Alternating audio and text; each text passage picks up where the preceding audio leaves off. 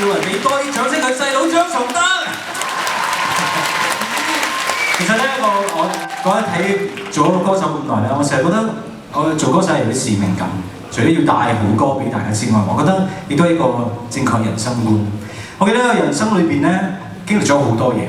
而家人生裏邊，除咗我屋企人最重要之外咧，我相信我嘅信仰係最重要。所以呢個時候亦都送俾大家一隻來自我喺2000年推出嘅福音唱片裏邊一隻歌。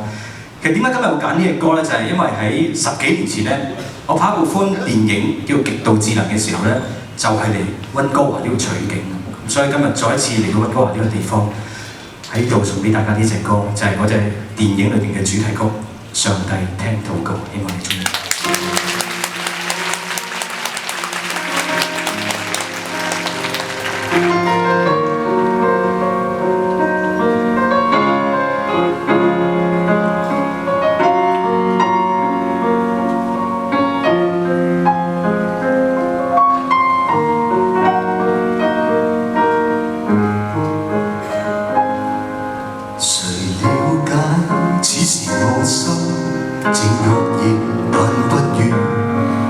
誰會知生命痛楚，像是千斤重枷鎖，心裏充滿懷疑。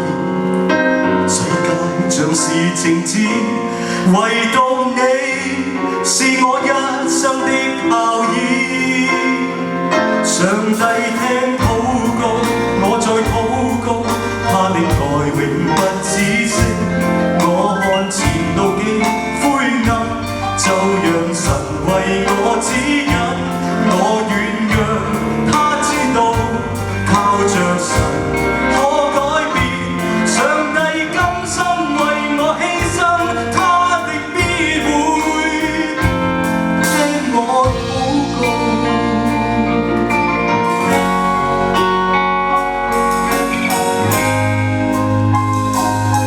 神了解此時你心，眼淚從未的愛，從最初一如最初，從來都不變不改，心裏不容懷疑，期盼未盡未息，神會聽星星的嘆息。